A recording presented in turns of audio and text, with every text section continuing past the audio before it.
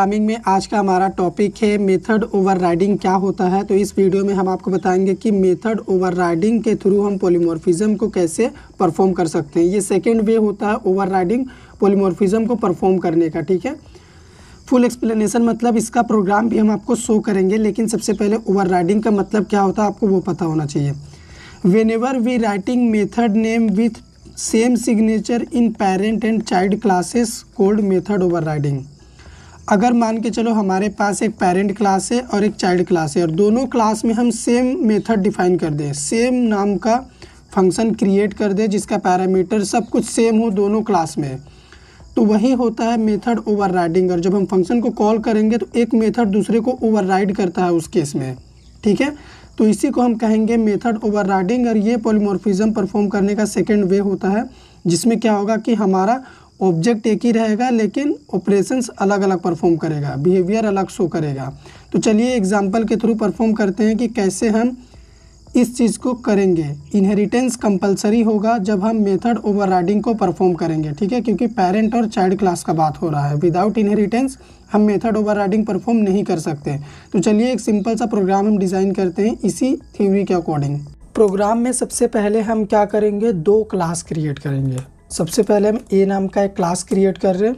अभी यहाँ पे हम पास लिख रहे हैं क्योंकि कोडिंग हम बाद में करेंगे। तो ये जो ए नाम का क्लास हमने क्रिएट किया ना, ये हो गया हमारा पेरेंट क्लास।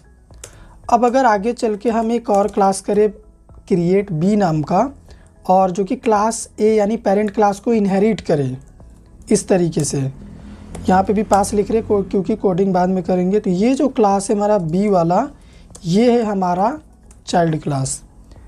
और अभी तक हमने जितना भी लिखा है ये हो गया इनहेरिटेंस का सिंटैक्स, एक क्लास दूसरे को इनहेरिट कर रहा। और विदाउट इनहेरिटेंस हम ओवरराइडिंग परफॉर्म नहीं कर सकते। अब अगर हम अपने पेरेंट क्लास ए में एक मेथड क्रिएट करें, मान लो डिस्प नाम का हमने एक मेथड क्रिएट करा और इसमें हम एक मैसेज पास कर रहे हैं, मैसेज लिख रहे हैं this is parent class method, ठीक है। अब अगर सेम मेथड हम चाइल्ड क्लास में भी क्रिएट कर दें, एक बना दें और यहाँ पे लिख दें this is child class method, same method, कुछ भी डिफरेंस नहीं है दोनों में, ठीक है। और अब ऑब्जेक्ट क्रिएट करने का बारी आया। तो इनहेरिटेंस के केस में हम ऑब्जेक्ट हमेशा चाइल्ड क्लास का क्रिएट करते हैं, क्योंकि चाइल्ड क्लास के पास इसका खुद का तो प्रॉपर्टी रहता ही है, साथ में पेरेंट क्लास का भी प्रॉपर्टी इसके पास होता है, ठीक है। तो अभी ये क्लास बी के पास इसका खुद का डिस्प फंक्शन है और ये वाला डिस्प मेथड भी इसके पास है।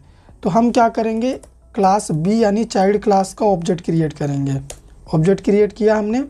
अब अगर हम ऑब्जेक्ट से कॉल करें फंक्शन डिस्प को और प्रोग्राम को रन करें तो आउटपुट क्या आएगा, आउटपुट आएगा दिस इज़ चाइल्ड क्लास। यहाँ पे आप देखो चाइल्ड क्लास मेथड, हम जितने बार फंक्शन को कॉल करेंगे ये अपने ही फंक्शन को प्रोबेबिलिटी देगा, ठीक है, अपने ही फंक्शन को प्रायोरिटी देगा।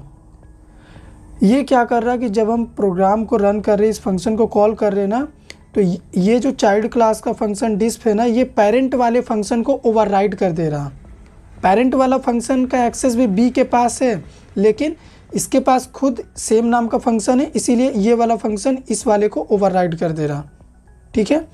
अगर यहाँ पे कुछ अलग नाम का फंक्शन होता, कुछ दूसरा नाम का, तो उसको भी हम यहाँ पे कॉल कर सकते थे साथ में, ठीक है, लेकिन सेम नाम का है। अब मान लो मुझे इसे भी एक्सेस करना है इसी ऑब्जेक्ट से, तो फिर हम कैसे करेंगे, फिर हमें लिखना पड़ेगा यहाँ पे एक कीवर्ड होता है सुपर, ठीक है ना।